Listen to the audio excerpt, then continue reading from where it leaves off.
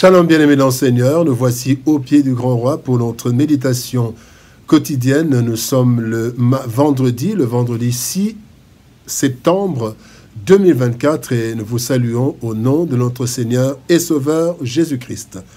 Pour notre méditation de ce jour, nous allons lire un texte dans l'Évangile selon Jean. Jean chapitre 5 verset 24 dans la version Louis II. Voici ce que déclarent les Écritures.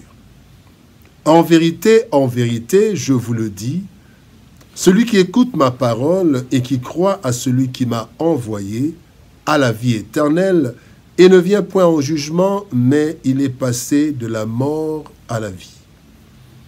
Épargné du jugement.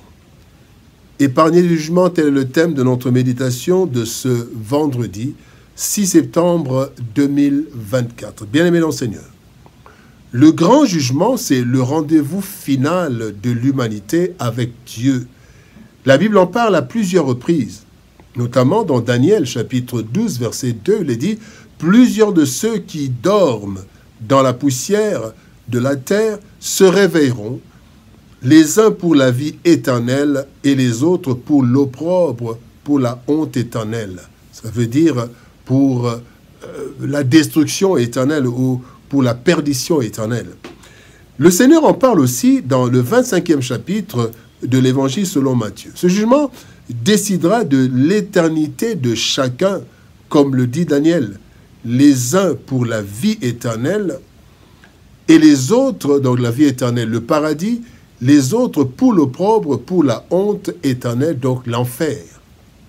Le texte de ce jour nous révèle que certains ne passeront pas par ce jugement. Ils seront donc épargnés du jugement dernier, car étant déjà sauvés. Bien que cela ne soit pas accordé à tout le monde, chaque être humain, sans exception, peut faire partie de cette catégorie de personnes, mais à certaines conditions que nous verrons dans notre méditation de ce jour. Premier point, nous voulons parler du jugement universel. Jugement universel. Hébreux, chapitre 9, verset 27 nous dit « Et comme il est réservé aux hommes de mourir une seule fois, après quoi vient le jugement. » Il est écrit dans la Bible « Tous ont péché et sont privés de la gloire de Dieu. » Romains, chapitre 3, verset 23. De ce fait, tout être humain doit passer par le jugement dernier, car dans le nouveau monde, l'entrée est conditionnée par un jugement. Ainsi, les vivants et les morts seront jugés.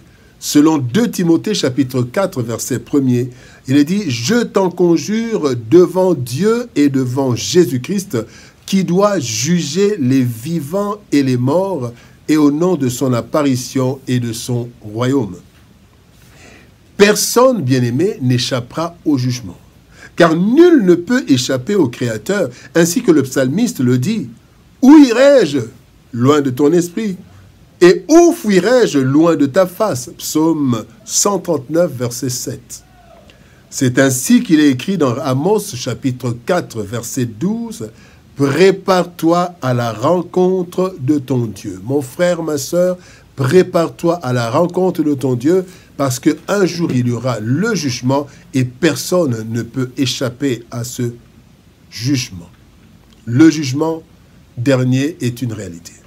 Le deuxième point que nous voulons voir, parlons du châtiment détourné. Châtiment détourné. Ésaïe 53, verset 5, la Bible nous dit « Mais il était blessé pour nos péchés, brisé pour nos iniquités, le châtiment qui nous donne la paix est tombé sur lui. » Puisque tous, nous avons péché en Adam, en naissant dans la chair, et avons été condamnés, sans être acteurs directs du péché d'Éden, eh bien, Dieu a aussi décidé, à cause de son amour, de nous sauver par le Christ, ainsi qu'il est écrit dans Romains chapitre 5, verset 18, « Comme par une seule offense, la condamnation a atteint tous les hommes, de même, par un seul acte de justice, la justification qui donne la vie s'étend à tous les hommes. Bien-aimés, voilà donc le sens de la venue et de la mort du Christ. La Bible nous dit, Ésaïe 53, verset 3 que nous venons de lire, « Le châtiment qui nous donne la paix est tombé sur lui. Il était blessé pour nos péchés, brisé pour nos iniquités. Par ses meurtrissures, nous sommes guéris. » Dieu a donc détourné la condamnation finale de l'homme vers Christ. Et ainsi, le salut est devenu disponible à tous, puisque Dieu veut le salut de tous. Quand nous lisons 1 Timothée chapitre 2, verset 4, la Bible dit que Dieu veut que tous les hommes soient sauvés et parviennent à la connaissance de la vérité. Donc, bien-aimés, le châtiment qui nous était réservé a été détourné. Troisième point, bien-aimés, épargné du grand jugement. Romains chapitre 8, verset 1er nous dit « Il n'y a donc maintenant aucune condamnation pour ceux qui sont en Jésus-Christ. » Ainsi, condamnés en bloc, nous sommes aussi sauvés en bloc du péché universel en Adam. Dieu a suscité, bien-aimés, le salut universel en Jésus-Christ. Cependant, bien-aimés, de même que nous entrons dans le cercle universel des pécheurs, condamnés dès notre naissance en chair en Adam, de même nous entrons dans le cercle des sauvés et épargnés du jugement par notre naissance en esprit en Jésus-Christ. Ainsi donc, 3 conditions pour échapper au jugement dernier. Première condition, écouter la parole de Dieu pour acquérir la foi. La Bible nous dit dans Romains chapitre 10, verset 17, « Ainsi la foi vient de ce qu'on entend, et ce qu'on entend vient de la parole de Christ. » Donc, première condition, la foi. Écouter la parole pour acquérir la foi. Deuxième condition, c'est croire en Dieu et à Jésus-Christ qui l'a envoyé.